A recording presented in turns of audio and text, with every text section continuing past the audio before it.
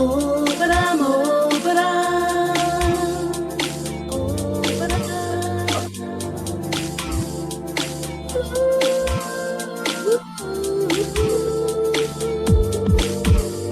you got the love and you bide your time, you're full of ambition, we will be fine, so come on.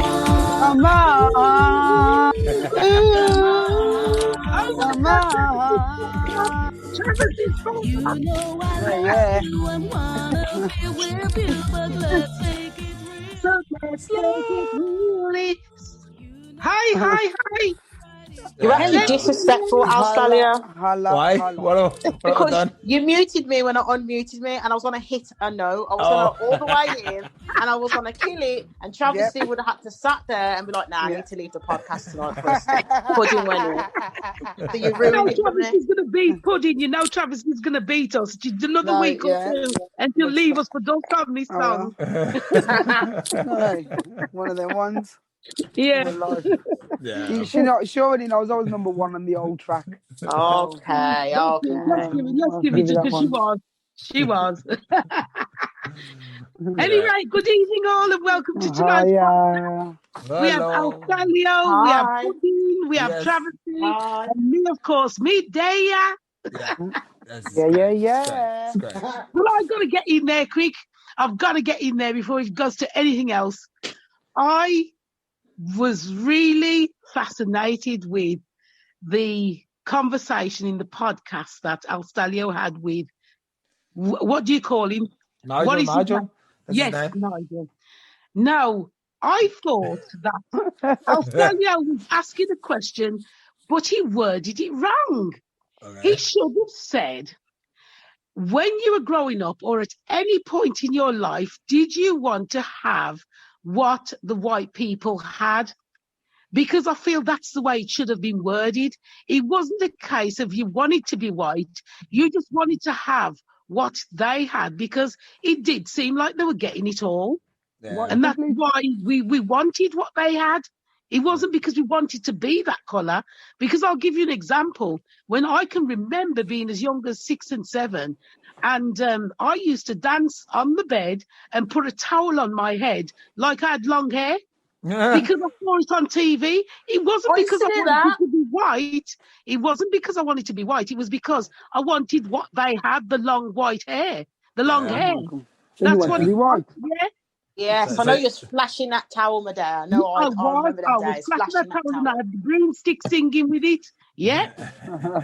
Still remember that. But back when you was little, wasn't the majority of people in the music industry black anyway? Hold on a second. No, because it was black and white TV we had, so I couldn't see the colour.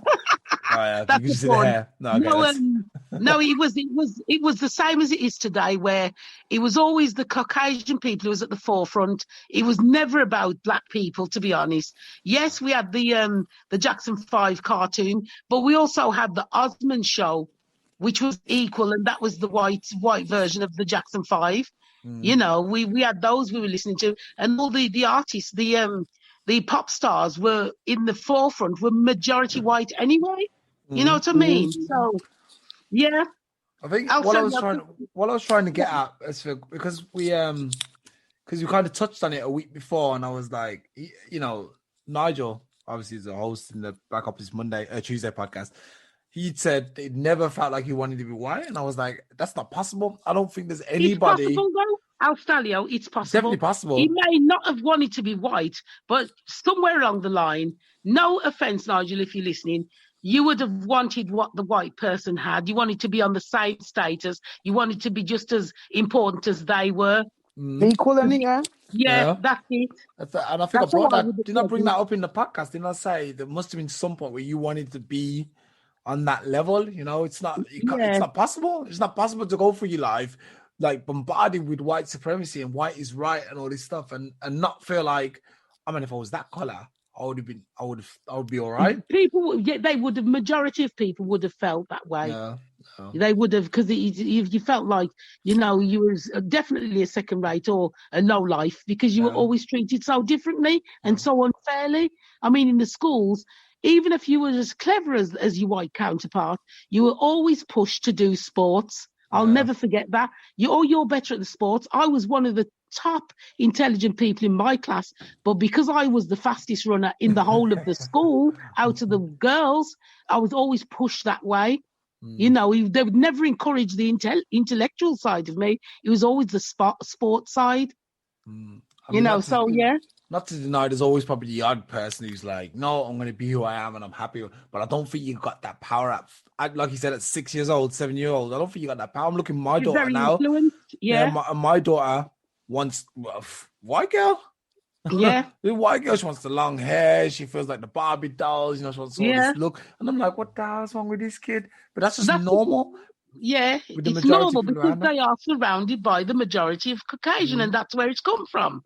I think even in, for instance, in an African, one of the African countries, if they've got access to the European TV, which they do strive to want to be like. Hey, look at in Thailand, these places, the Asian countries, they bleach their skin. Look, even in Jamaica, they bleach their skin. They want to be white. They want to be white. So I couldn't. That's why I said I can't understand that.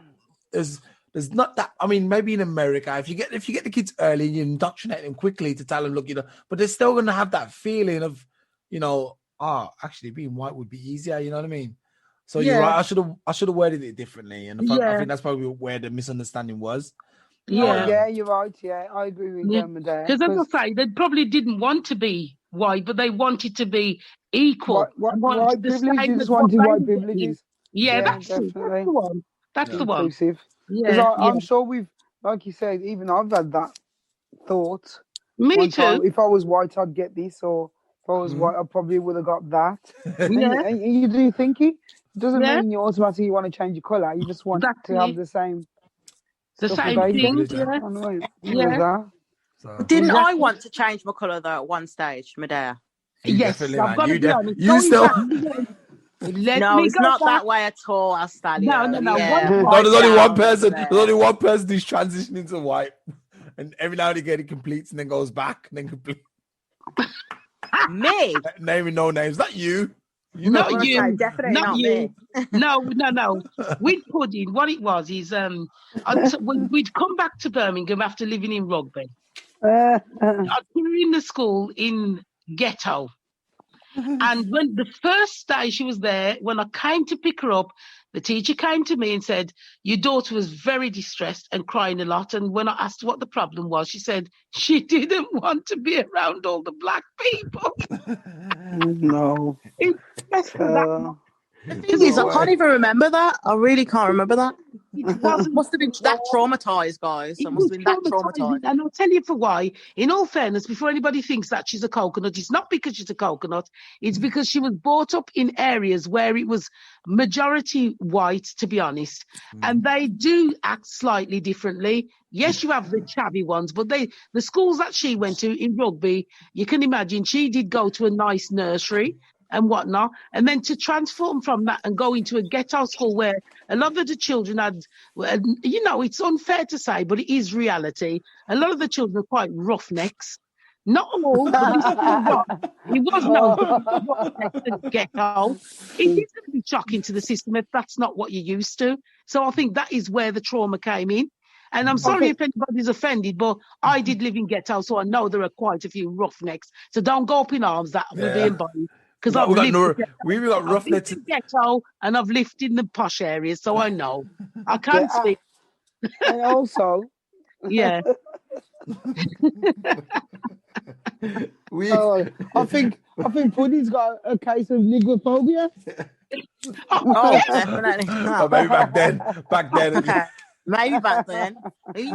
Technically, maybe back then. You know what? Saying that though, I think that's something that not a lot of black people have, but I think there is some sections of black people do have that problem though. In all fairness, before you go any further, we've got to remember this was a 4 or 5 year old child, so we can't actually judge her on that. True, yeah. You've got to look at it that she was moved from a posh white school into a ghetto black school. There's a big difference. So it traumatized me having to see some of those mothers looking like they want to eat me or beat me up. Oh my God. And we are talking many moons ago. So go ahead. Going back into the 90s. Yeah. Anyway, do we have any topics? Of course, we have topics. Of course, we have this. This is the one where I want Alstallio to start by answering. Thank you. Aye. Is it right for parents to put their children into modelling and expose them to social media, such as Instagram pages, etc., if the children are too young to agree to it, or if they are not interested? You know, I ain't doing nothing. Okay, here's the story, everyone. Everyone is listening. I decided I got a very beautiful young son. And gets quite a lot of attention, obviously. Yeah. It gets a lot of attention. So, and obviously, there's a girl who's approached me. She's like, she wants to do a shoot with him. So I took the initiative to say, you know what, I'm going to put him an Instagram page up. So just in case she does a shoot with him and tries to like get the first glory, she doesn't. Yeah, we already know that this kid exists and that, and I have the control over what happens with him. Yeah. Anyway, so I do this, and of course, I present the idea to my family, various family members, and some of them agree and some of them don't agree. I think the thing is, I think it depends on your level of fear, and that's what I think it comes down to. Fear. I'd like to touch on this. Please do, Travesty. Because I remember watching a documentary once where this woman was doing it with her son, but she was controlling, just like Alstallio was controlling everybody. She was actually the photographer. The designers would send her the stuff, and she'd make sure her son was in an environment and a safe setting, and she just done it as like he's playing. Yeah. And with the camera, obviously. So if you put in them protocols, I could think there shouldn't be any harm. Yeah. And it could be very successful, because that's how many people these days are being noticed. You have to have some kind of social media platform out there to catapult you into the eyes of everybody watching. So if you can get some success out of this while he's young, you can get some money, put it down for his education when he's older, uni, stuff like that. That's I don't see why there would be any issues with doing that, especially. Oh, I do. I see there could be issues. Yes, Mideyah, calm yourself. But you've got to remember as well that, yes, they may not be interested, but if you sell it to them in the right way and you don't sort of impose it that you're intruding on their playtime, or, well, you can use it as playtime. That could be, you could use that as a bonding session for you and your son. You know what I mean? There's many advantages, I think, more than disadvantages. A lot of disadvantages too. The only advantage you can see in that is just money. There's no other advantage. Said money. I said there's I said that's the only advantage in it is money. Because if a child is shoved into it 3 or 4 years old, they know nothing. So you are paving their future in a way they may not have wanted. If you get what I mean, it's the same as when a child is forced to go to church because they're 3 and 4, they think that's the way to go. So they've not actually made a decision for themselves. They're being coerced and pushed into a direction that may not have been for them. So when they've got, the thing it's taught, the damage will be done because that's what they've been taught, so they don't know any better. So let's give it an example. This is the negative side. I'm not saying all. I'm just giving you a negative side to look at. When that child's growing up, what have they learned from modelling and social media attention? Oh, I'm the best in the looks, because it's nothing else. You're only the best in looks. What else are you going to bring to the table when that's no longer of any importance? You've made that the main source for them. Your looks is what's going to carry you. That's the main thing you're teaching them. Remember, you're not teaching them something else, because modeling's not about learning to be a pilot or learning to be a doctor. It's just about your looks and using that to get money. So that's where I'm coming from when I say that's the negative side of it. So that's why I said, is it right if a child doesn't understand what they're being brought into? Remember, it's the parents who's creating their career, not them. So this is the angle I'm coming from. So that's the negative side. As I say, Travesty just said the positives, which is really just the money, and your looks can get you everywhere. Also, it could actually... Yeah, go on.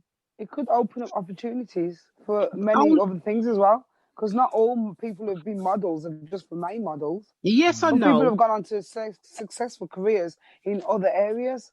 So this could be just a footing into the door of anything he wants to do, because, all right, then, for instance, he grows up at 3, say he's making some money. Yeah. He gets to a certain age. Say he wants to become a pilot. How much? Do you know how much it is to put a pilot through school? $250,000. It's a lot of money. It's a lot of money. So if you've got that money in the bank tucked away because he's earned it before he was even old enough to earn it, you're winning. You're investing in it. You are investing in your child's future. But I agree. If it's done in the right way, Yeah. and obviously if Alstallio is gonna be the daddy Ja, because it's mommy Ja, so it's Mama Ja and a daddy Ja. So it's a daddy Ja. You know what I mean? There's new for the diary. I mean the dictionary. A new word. Tell me something. Let me ask Alstallio this. All right, say you do this and he just become successful for a year or two, and he's doing well, and there's chances for him to get another 5 years out of it. What happens when that child decides this isn't something I like anymore, I don't want to do it, but yet there's brilliant opportunities coming up. Say, for instance, a deal coming up and they're going to give him £1 million or $1 million, whatever. But this child is now saying, I don't like this. I really don't want to be doing this. But you've seen that $1 million, £1 million. How are you going to work around it, Alstallio? Please, blonde wig on and all do it. This guy's put out let you under contract. Yeah. No. Listen, Alstallio. Trust me. Maybe I should have phrased it differently. The contract is there, but it hasn't been signed yet. Trust me. When anyone comes in $1 million and $1 million contract, I don't care. So listen, we're talking a life changing sum of money here. So it's gonna as long as he's not gonna do anything against this, like, no. If he's just gonna take some pictures, trust me, he's gonna be taking those pictures for $1 million. You don't know what he's gonna do for that $1 million. No, if and it's gonna be anything illicit, you are no longer, Alstallio, you are no longer looking at your child's mental and emotional well-being. You are now seeing just the dollar signs. Yo, come on, $1 million. You bring out some extreme examples, really. But you've got to. You always look at the best case scenario and the worst case scenario. Right, look, I believe that. I believe you look at both. Let me start off from the off. Go on. Then. I only started an Instagram page for him, Rocks and Soups, for anyone who's looking out. He won't. I'm sorry, unfortunately, he won't add anybody. He won't follow anybody because I'm controlling it.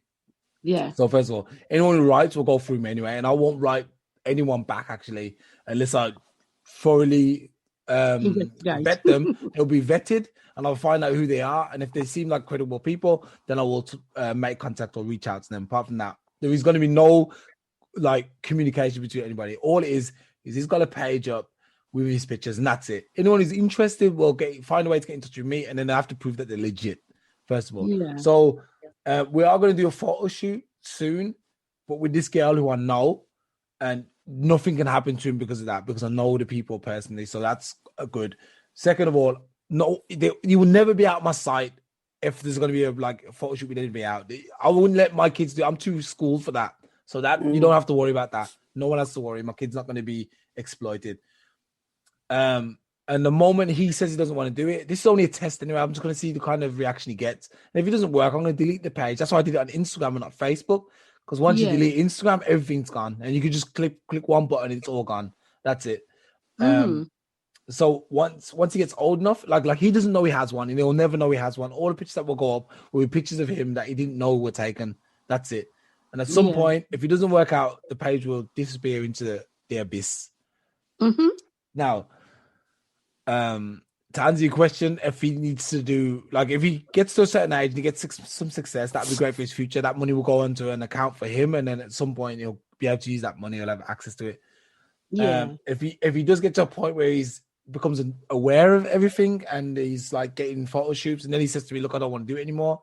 If there is a large sum of money, I'm going to make sure he understands that there's a large sum of money that could change everybody's life in the family. We'll ask him politely and say, could you just do this last one? We'll give him the option. We'll beg him. Can we please do the last one? It's £1 million. We can all disappear. We can all retire after this. And the ultimate decision will be up to him. I'm pretty sure he would do it just because we would convince him that, look, this is the last one.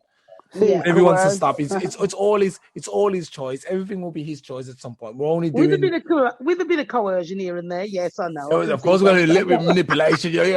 For a million, hold up that picture of Paw Patrol, man. Wally's a bit of manipulation between £1 million and it, £1 million and a couple of friends and it. I think he wasn't willing to sacrifice a bit of their child's mentality, you know, the long-term psychology damage for £1 million. And most of that will go on his psychologist and psychology. A psychiatrist will get all that money. It's basically, for me, it's just a quick in, quick out sort of thing. If it works out, I don't think it's, you know, like I said, let's just see. Nothing's really popping, so it'll be, you know, we'll see what happens. Okay. It's just a trial. It's a trial for now. So are you okay now? You put to rest? I'm still not for it, but you know, at the end of the day, each to their own. The thing is, like I said, I'm not really for it myself, to be fair. But I think that there's been a few people have been like, you should put him into modeling. You should put him into modeling, and there's people now asking me to take photo shoots with him and stuff. And like don't I said, worry, the child traffic. It's because his look. His look, he looks like. Traffic. You know what? To be fair. Yeah, he looks like the kind of kid you'd see in United Colours of Benetton, Gap, them kind of H&M and stuff. Yeah, Gucci, even those guys, because of his look. He's got an unusual look. And I think while you've got the opportunity to make something off that unusual look, do it, because you don't know, he could reach 5 in his head, turn brown, and that's it. Normal. I'm not gonna lie though, he has that nice effect. Yeah. So do it. He does. Do it. But anyone that I've shown are like, oh look at him. And they're like, oh, wow, he's beautiful. He's like, look at his hair. It's so smiling. Oh, my God. Oh, super Aryan. Aryan blonde hair, man. As long as he's got blonde hair, it's all good. I'm beginning to sweat. I'm getting all stressed. I'm having all sorts of things here. I'm scared. Well, I knew somebody, not naming any names, whose kid was only like probably a week home, and they had an Instagram page. Oh, you notice how quick it came down, though? I don't know. Was it a year or two after? Is it still there? No, it's not. Because it was taken down because apparently I think she felt pedos were following the page and some things were being said that put her off. And I says, I told you, exposing your children to social media, pedophiles are us. The thing is, you've got a certain level of control, very careful. Of people who add you and people who, you know, you don't have to add people or accept people or even communicate with anybody. To me, like I said, his profile is there. If people want to add and follow, they can do it. If not, it doesn't matter. But anyone who tries to get in communication with me, they'll be thoroughly vetted beforehand. Before I even reach out to them, I'll look on their page, I'll find out who they are, do an internet search, etc., etc. So no one has to worry. I'm not getting into communication with anybody. Somebody said this in the show I was watching today. Don't trust the Romans just because they bought gifts. Exactly. Sure. You know what I mean? Exactly. One of them ones. So you know. Yeah. Anyway, exhausted. What's the next topic? Do we have another topic? There is one more topic. Me and Pudding. Do you want to say one, Travesty? Go on. I've got one. Yeah. Yesterday, my one of my sisters, my union sisters, was on the news yesterday. Yeah. Oh, really? And Donna Guthrie. Shout out to Donna Guthrie if she ever hears this. And it was in regard. Sorry, I'm just being showed the picture by one of my PAs. You know. Back to the song. Yeah, and her speech was about the BAME community, especially women of the black community, being disadvantaged when they visit the GP and then feeling like they're not being looked after fully or their concerns are not taken seriously and brushed under the carpet, and they're just not getting the same treatment or good as treatment as their white counterparts. And that actually touched the nerve with me, because I've actually always felt that when I go to the doctors, because she even says that they've got an old opinion where they think black people are strong and that they don't really need as much care and help as, again, their British counterparts. And I was thinking, there's a few occasions I've been to the doctors, and I don't feel that they do take you seriously, because you never see them. All right, then they send you for their standard blood tests and whatever, but they don't ever follow up with it or try and solve your problem. Travesty. And I don't know if anybody else has ever felt like that. The doctor. I've experienced that. Sorry. I don't particularly believe it could be a black woman thing. I think it's an age thing.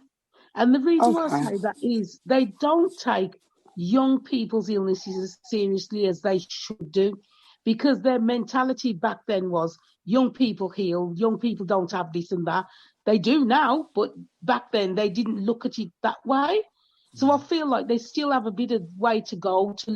I think you'll find that the younger doctors will take you more seriously than the older ones. The older ones do treat younger generation more flippantly when it comes to their health. I don't know why that is, but they do, because I feel like when you hit a certain age, they are more concerned for your health than anything. And they do follow up. I find that, so I think it's more of an age thing. I'm not saying it isn't true what you're saying, but I do feel they need to sort of expand on that a bit and do research it a bit. And I think they are the running inquiry. Yeah. At the moment, the government inquiry. Yeah. See if anybody else, obviously, they're going to do some surveys with the BAME community and see how they felt, and if it's further out and people are experiencing more than we think.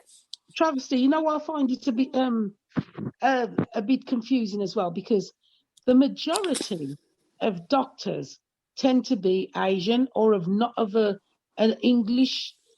They tend to be. So for them to be flippant. No, it's not that. Yeah, go on. Donna also spoke that it's because it's not them being flippant. It's because they actually don't know about black illnesses and how we suffer in different ways. So they don't always have empathy with our culture, because obviously each different nationality has different illnesses, which is within their obviously demographical makeup. Or blacks suffer from diabetes and this and this and that. Yeah.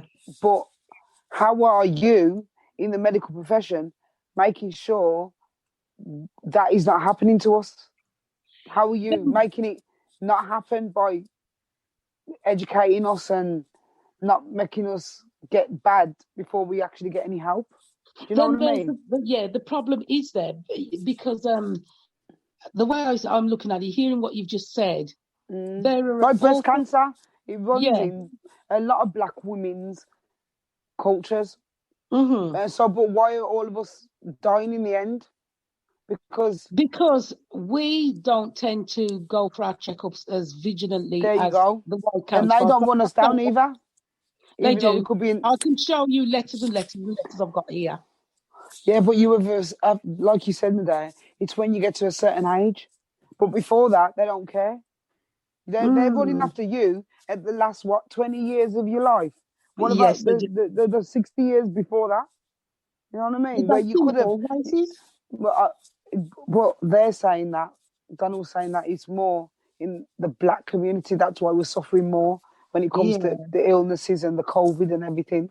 It's because, you know what I mean? They don't really care that much about the black people.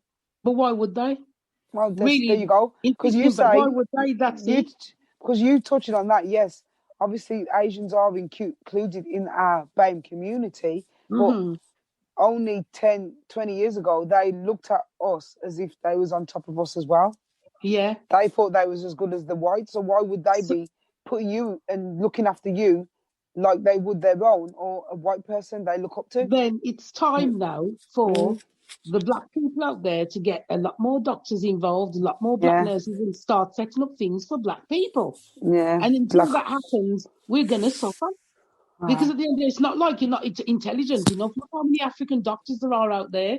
Mm. You know, so True. they need to get a grip and stop just working for the white man. Work for everybody. Yeah. You know, don't just do that. Think about your own people. Did know you what I mean? say? Yeah. What did you say? Did you say you felt you had experienced it? Yeah, I thought I was experiencing that, what you're going through.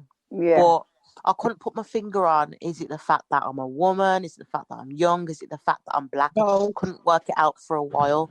But then I was Because thinking it's the age thing and then the sort of problems I would flag up. And I'm thinking, I've been to the doctors for multiple different reasons. So it's definitely not that. yeah. It's something to do with me. And then I was thinking, oh, it's my age. That's the one thing I jumped on. And then Yeah. I'm seeing on social media, there's a lot of young black women, older ones too, but it tend to be like between my age and your age that are having the complaints and having the issues, you know, about, if they would have detected this sooner, or I've had troubles with my pregnancy, because I didn't know, obviously, because I haven't had a child on my own, I didn't know that it was so difficult for many, many black women to go through pregnancy and then their labour, you know? Yeah, Saying because I there's don't high ever. chances for us to like lose our lives or the baby to lose their lives and stuff. And you don't get taught those things in school or through everyday media. You literally have to it just comes up by chance and you look into it a bit more. So And this is it's what a they're trying to shame. say. The medical areas haven't been educated for us. With right. the This is where, institutionalised racism for over the years, they haven't really yeah, educated themselves for the black people at all. They've just right. accepted us and treating us like white people when we're not. What you need to do then is when you talk with your BAME sisters, they're probably already doing it. Start getting classes or something where you can sort of invite the common black woman to come and listen so they can start looking about themselves so they can detect things and push and ask for people who know about our illnesses to start looking after us, because we need to play our part too. Yeah, At the end of the agreed. day, we've got to start, standing up and being counted. We want this done. We're demanding that our health's looked after as well. And that's We're what we are doing. demanding that you refer us to get African doctors or whatever, that know more about black illnesses. I think we need to play our parts too. Because you know what, Definitely. you're saying that, Mideyah, because over Yeah. the years and years, I know people who've gone to the doctor for one thing and they're getting MRI straight away. And you're Yeah. thinking, oh, well, that's good. I've never even been up for an X-ray. Yeah. So what's going on? Why can't Then I you get have up? I know sometimes it depends on where you live, but come on. to be honest You know with what I you, to be honest with you, Travesty, you can actually demand it.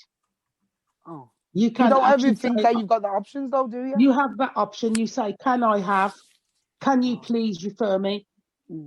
Because I've got, as you know, the youngest child of mine, she's now being offered scans and stuff, and she's only 17, and that was offered. This was by a young doctor.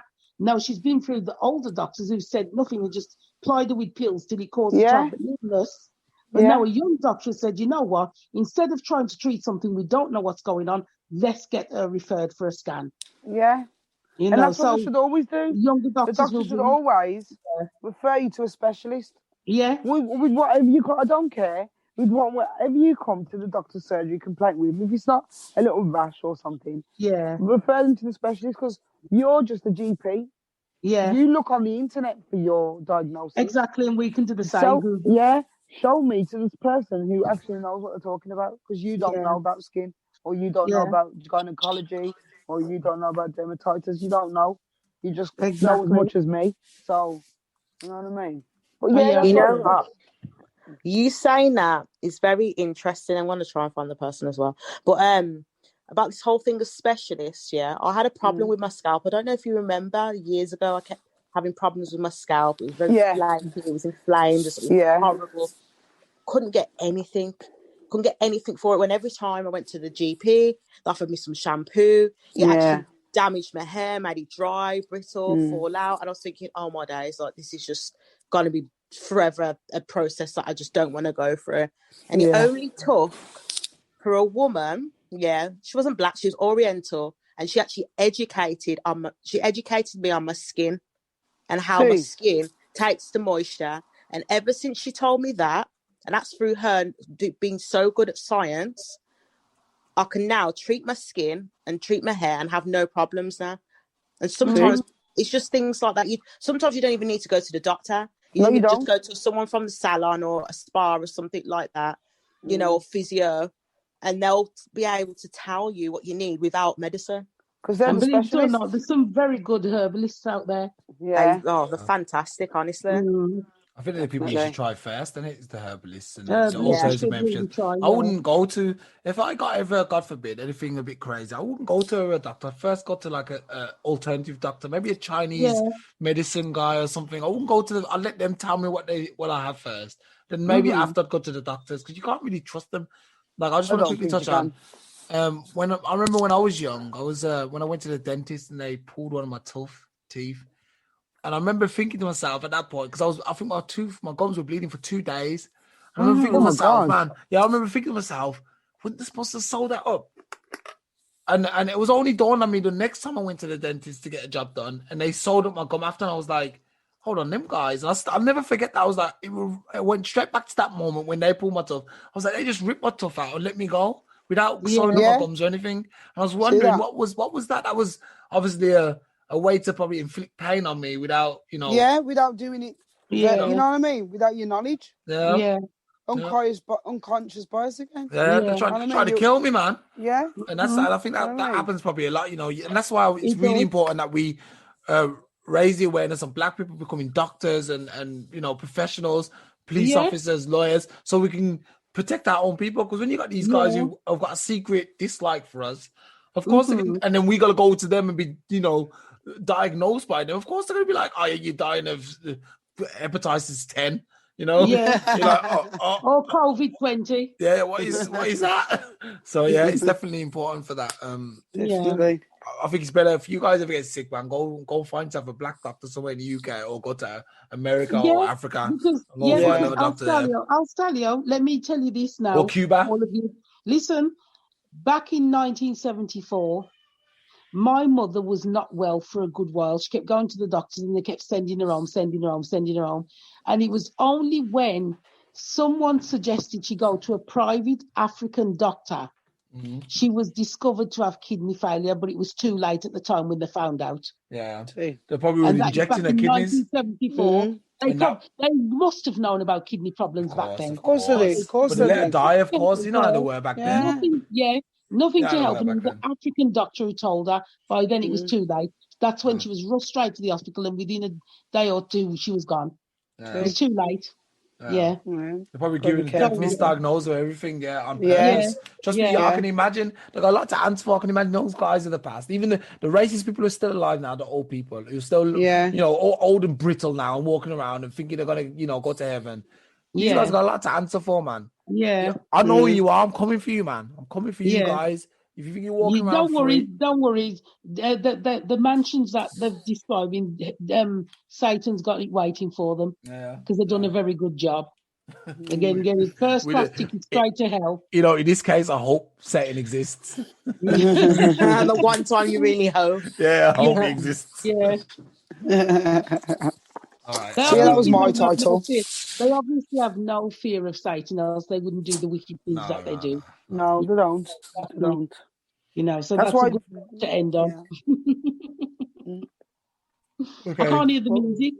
Oh, do you? Oh, you want? Oh, we end. Oh, okay. We did. Topic went there. No, I thought it was another topic. What's going on? No, you took the topic. Travesty took the topic, so it says go on. Oh, okay. I didn't know. I'm getting all confused and unprofessional on here now. Okay. So if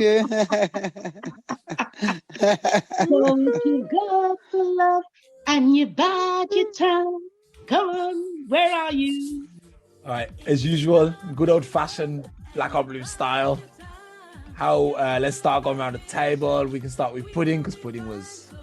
Okay, going to start with me. I want to say, first of all, I want you to look after your body and soul, inner and outer exterior. Following up about my little story, my experience with my scalp and my skin, I do go to a beauty specialist, and she only provides services with a science background where she knows her stuff. She won't give you a treatment if it's not suitable for you, if it can put you at risk or at harm. So on Instagram, you can follow freelance_beauty_specialist from a lovely lady, a lovely service from a lovely lady. Her name's Michelle. So follow her on Instagram. Great. Does she regrow your sides? I think she does do hair things. I'm sure. Travesty. You made me choke. All right, Travesty. Yo, Travesty, go on, give us your 2 cents. Well, I want to say shout out to Maradona. He died yesterday. Why are you shouting out to him then? Because he died yesterday. He's not going to hear you. It's just true, yeah. But it was a great contribution to football, and obviously drugs and drink took him down in the end. But to all our listeners, don't make drugs and drink take you down. It's a nasty thing. Yeah. Cheers. Stronger than that, and power on. Get the help you need. We need to really pull through this weird time, what we call COVID and the pandemic. Yeah, unfortunately. Okay, Mideyah. Oh, you forgot me? Yeah, I said. I was going to say, Mideyah. I said Mideyah. I was going to say, before I say what I'm going to say, Alstallio, is there any chance of you coming to the UK in February times at all? January, February. Maybe actually. Did you run this by Boris? Mideyah? Actually, be fair, I've got the middle of January to February off. Actually, to the middle of February. I need you, but I'll message you and voice note you afterwards. Anyway, I'd just like to say to all those who are in 3 tiers, such as myself, those 3-tier cakes taste really nice. That's it. That's all I'm saying. I actually heard about that today, and I was like, oh. Well, I'm not taking ain't nobody taking no notes. No chill with it. He gives you that. And I will close up by saying, don't trust your doctors. Yeah. Oh, wow. Right. All right. Good night, guys. Good night. Good night.